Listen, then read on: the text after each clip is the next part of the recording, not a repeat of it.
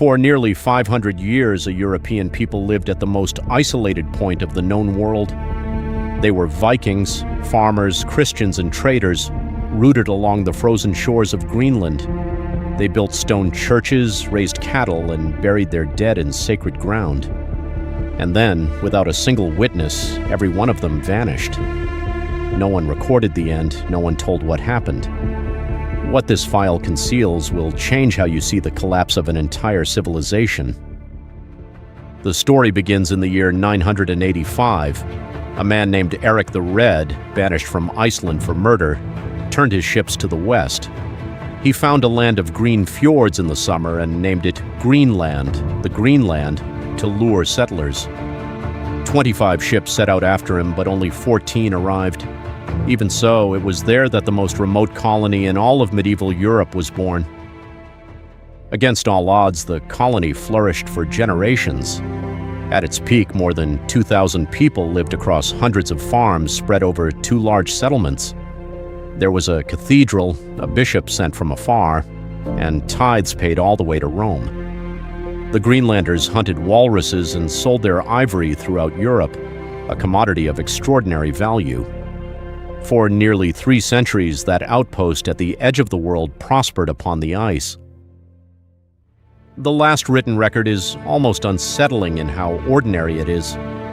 In the year 1408, a couple was married in the stone church of Hvalsey. Letters describe the ceremony, the guests, and even an accusation of witchcraft within the community. After that page, an absolute silence falls over Norse Greenland. No letters, no chronicles, no farewell, only emptiness. When European ships finally returned, more than a century later, they found the unthinkable. The farms were still standing, but there wasn't a single living soul. Halls, corrals, and churches remained intact, as if everyone had walked out never to return. There were no bodies piled up, no obvious signs of a final battle. An entire people had vanished from history, and no one knew why. The first clue is frozen in the climate itself. Beginning in the 14th century, the planet entered what became known as the Little Ice Age. Temperatures plunged, summers grew shorter, and sea ice crept across the shipping routes. The pastures that fed the livestock began to die beneath winters that grew ever longer. The land that was once green was slowly closing itself in white. In the cemetery of Herjolfsnes, archaeologists unearthed a disturbing truth. The bodies of the final generations were smaller, more fragile, marked by hunger and hardship. Chemical analysis of the bones revealed a drastic shift in diet. In the beginning, they ate the meat of their cows and sheep, like proper European farmers. In the end, almost everything they ate came from the sea. Seals hunted to stave off starvation. The bones told, in silence, the story of a people backed into a corner. At the same time, a new people were coming down from the frozen north, the Inuit. They mastered the Arctic with kayaks, harpoons, and clothing perfectly suited to the extreme cold. The ancient Norse sagas called them Skraelings and recorded encounters that were not always peaceful. There was competition over hunting, over territory, and perhaps blood spilled along the shores. As the Vikings weakened, the newcomers thrived on the very same ice. But perhaps the harshest blow came not from the cold, but from money.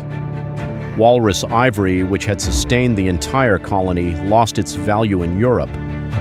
Elephant ivory began arriving from Africa once more, cheaper and finer, and the buyers vanished. Without exports, the ships from Norway stopped crossing the Atlantic. Forgotten by the king and the church, Norse Greenland stood alone against the ice. And here historians arrive at the most unsettling question of all. Why would a people surrounded by seals and fish have starved to death?